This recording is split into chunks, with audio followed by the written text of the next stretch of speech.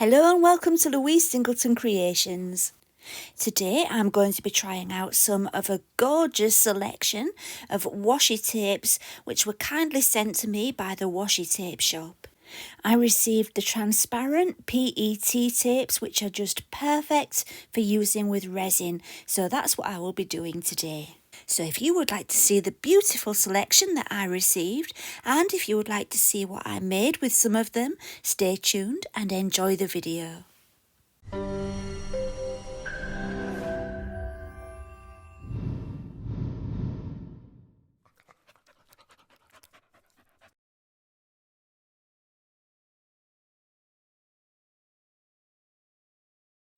So let's start off by having a look at the gorgeous PET tapes which were sent to me. The Washi Tape Shop has an absolutely vast range of beautiful tapes to choose from. You can get the traditional paper tape or you can get the PET tape, which I'll be showing you today. And I think with most of them you have the choice of either PET or paper for the same design. So PET is the easy way of saying polyethylene terephthalate, which is quite a mouthful if you need to say that every time. So yeah, PET, it's just a kind of clear plastic. So the first thing that impressed me before I even started looking at the designs was the packaging. They're so nicely packaged and yeah, I really like it. It's so pretty and it's perfect if you're going to, get some for somebody as a gift and you have to unwrap each one. I just think it adds to the experience. So let's have a look at this one, which happened to be one of my favourites and actually the one I will be using most today. So most of the rolls of tape are 5 meters in length and this one is 6 centimeters in width, and the pattern is for 1 meter, so you get all different birds as you can see for 1 meter, and then it starts again with this first one. So yeah, a whole meter of different pictures, but the roll is 5 meters, if that makes sense. And this is actually sticky backed. You can peel off the back. You need to cut out the designs. They're not stickers. You do need to cut around them, peel the back off and then use them like stickers.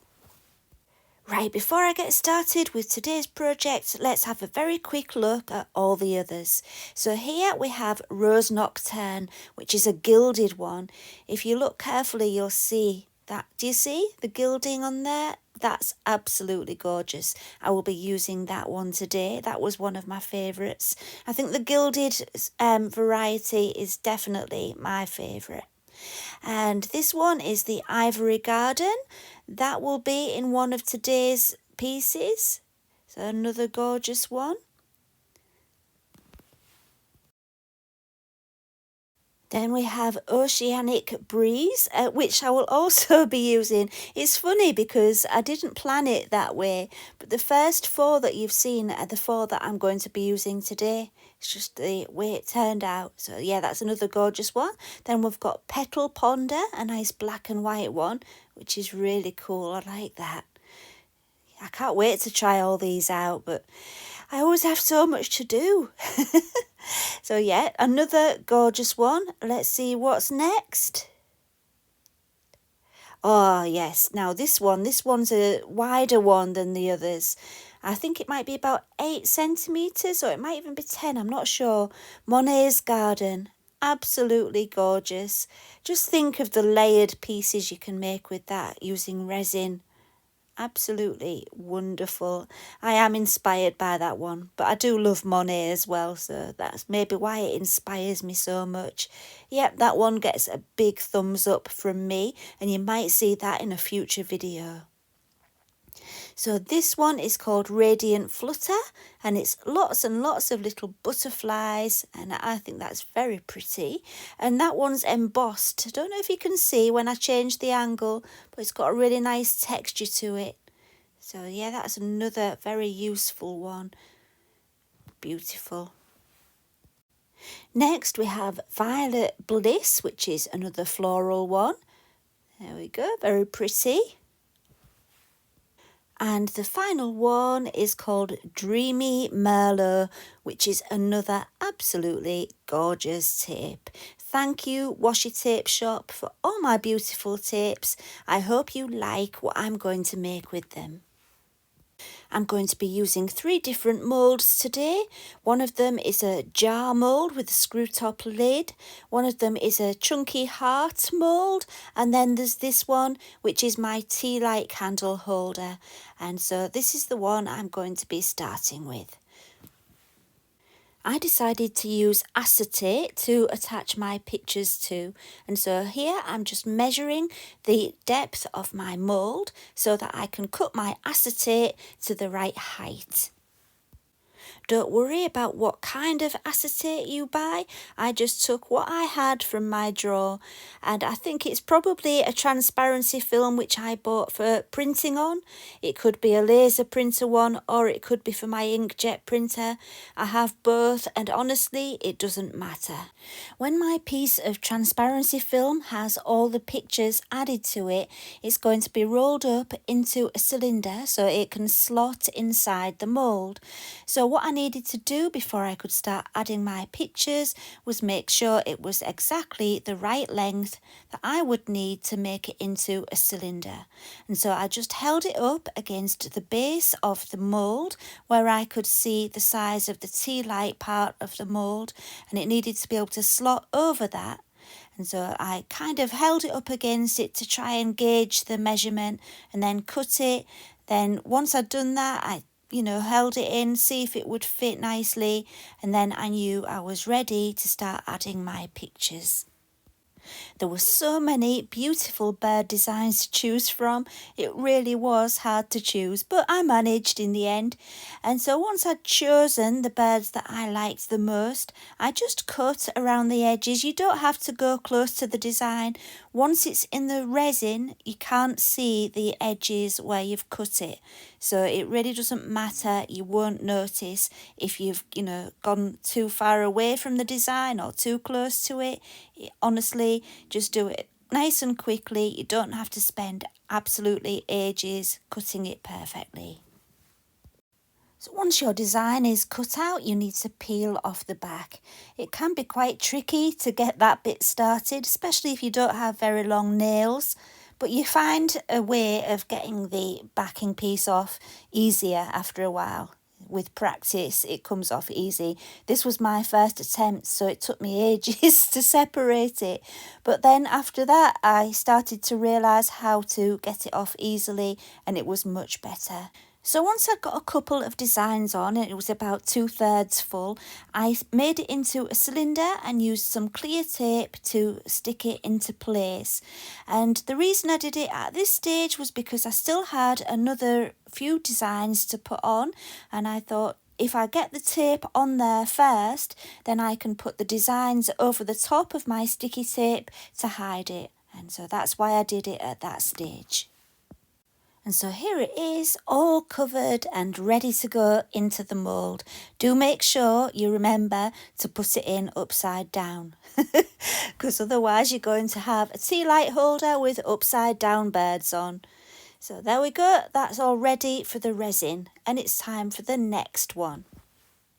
Right then, for my jar mould, it was the same process again. This time I used floral ones, and this time also I decided to have 2 cylinders, one larger than the other, so that they could fit inside each other, because I wanted to see if I could get a kind of 3D effect by doing that. So we'll see what happens at the end. And for the top of the lid, which I won't need to have this until later on, but I got it ready anyway, I found this round design which fit just about perfectly, so I'm just trimming it to size here to make sure it fits. And for the heart one, I took some of my backing paper from my transparency film and just used it like tracing paper to make a template of the heart shape. And then I used that template to cut my design, from my PET tape. And this time I chose the Rose Nocturne gilded one. Okay, so it was almost time for the resin, but before I did that, I decided to add a little bit of gold pigment powder to add some finishing touches to the heart and the lid. For the heart, I decided to just brush them around the outer edges, just a little bit, to give it a little bit of interest. But for the lid, I wanted to completely cover it with the gold powder, and you'll see why soon. I kind of wanted the gold to be behind the image. I didn't, to be honest, I didn't actually like the lid very much when it was finished. Out of everything, the lid was my least favourite, and I would do that differently if I did it again. But anyway, I like to show you what I'm doing in case you want to know how to do it anyway. You might really like it.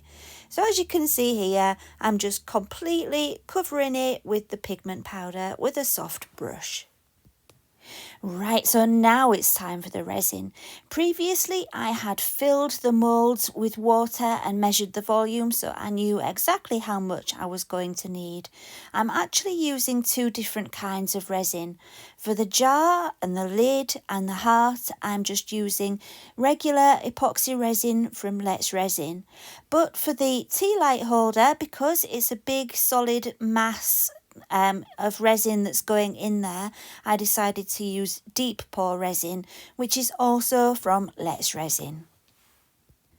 As you can see, mine is a little bit bubbly, and yeah, it was a bit cold on the day that I was mixing it, so it's a little cloudy and gassy, but that's fine because I was going to be putting it into my pressure pot.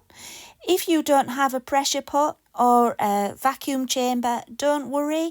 What I would recommend if your resin is cold like mine was, is to put the resin part of your two-part kit into some warm water. You know, just put the bottle in a sink or a bucket full of warm water to heat up for 10 to 15 minutes, and that will really help it to not be bubbly. So yeah, just do it with part A.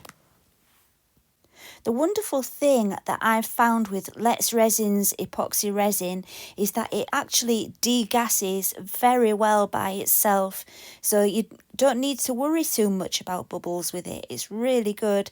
And yeah, I am affiliated with Let's Resin, so you know, you don't have to believe me because I am a little bit biased, but it is true. It does self-degas really well. So yeah, trust me or don't trust me, it's up to you.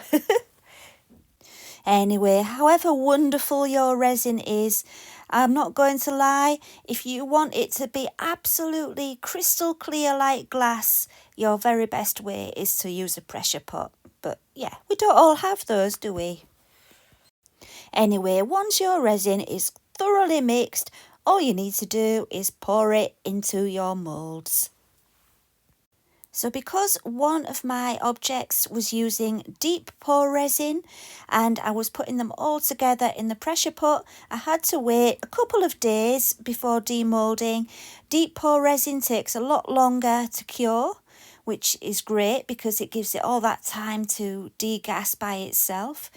But yeah, I had to wait and be patient. The thing with using a pressure pot is, if you're using deep pour resin in your pressure pot and you take it out too early, or with any resin actually, if you take it out of your pressure pot before it's cured, it looks fine. And then you leave it and you come back to it and you see all these huge bubbles coming to the surface because, you know, it wants to make the bubbles back again.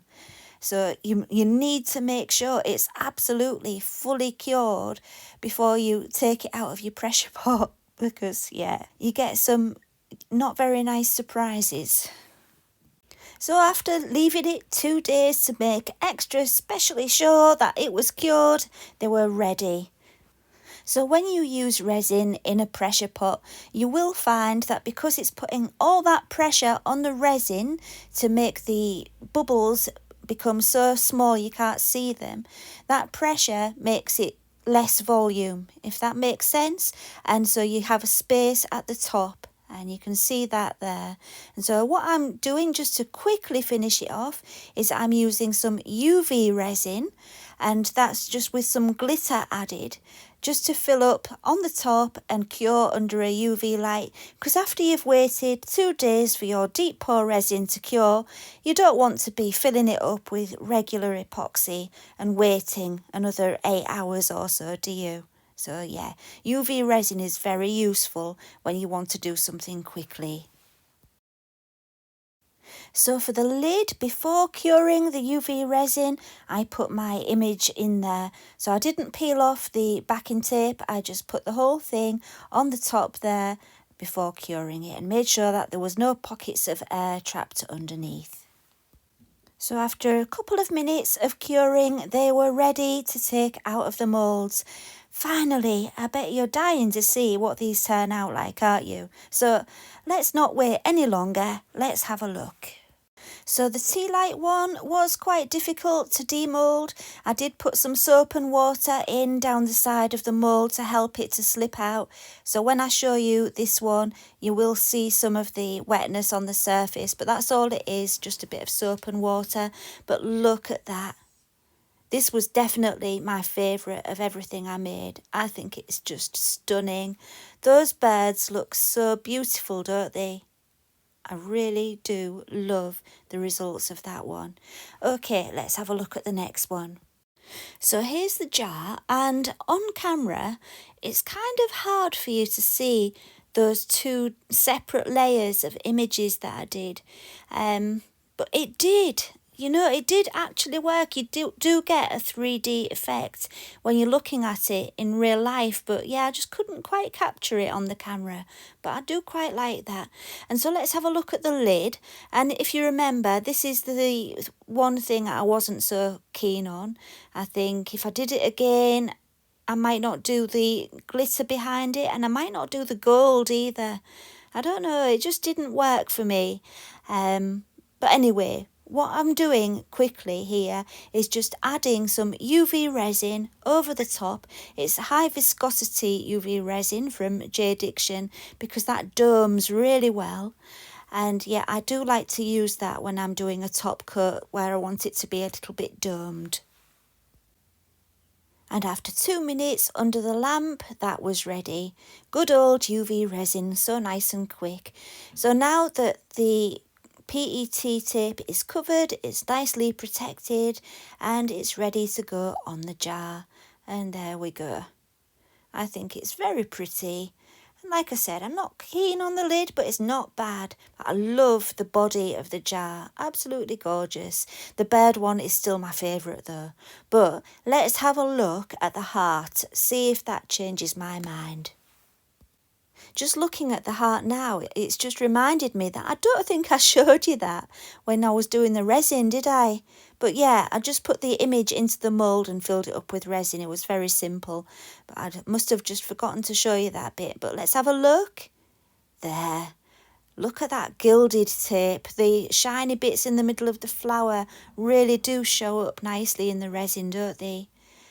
Yeah, I love that. I'm not sure what I'll use it for. Do you think it's too big for a necklace? I think it probably is. Certainly is for me. I don't really wear jewellery, but it might be a bit too big. I'm sure someone would wear one that big, but not me. So let's have a closer look at everything before we finish the video. So yeah, the birds are still my favourite, definitely. So when I was cutting them out at the beginning of the video, I did say that you can't really see the edges of, where you've cut it. But if you look closely enough with some of the bits, I'm just looking now, you can a tiny bit, but it's very minimal. You can only just see it, but you have to be looking for it. I think they just blend into the resin really beautifully. Oh, look at that bird. Oh, I showed that one to my mum and she fell in love with it. I think she might end up getting that as a gift. And here's the jar. And from this angle, you can kind of see the 3D effects a bit better, can't you? And with the light from my turntable underneath it, it helps to show it up. Yeah, I think that's very impressive looking, don't you? And so easy. This tape makes everything so easy, and you can't really, you know, when it's so beautiful, the tape that you're using, you can't make something that's not beautiful, can you? It's just so easy to have a successful project with it. And yeah, isn't that good? Sorry, I'm watching along with you and thinking, yeah, that's really good. And finally, we have the heart, which really feels nice when you're holding it. I really do like the way it feels. Be nice to give to somebody as, do they call them pocket hugs? And they want, you know, something to have in your pocket. And yeah, I think I'd need to put some resin on the back to smooth it out a bit, but it does feel so smooth and touchy-feely. So I do think it would be nice as a pocket hug. There's an idea for it. So yeah, very pleased with everything I've made, and I will leave links to everything in the video description, and I hope you've enjoyed it. If you have enjoyed the video, please give it a thumbs up and subscribe if you would like to. And I will see you again next time. Thank you for watching, and bye for now.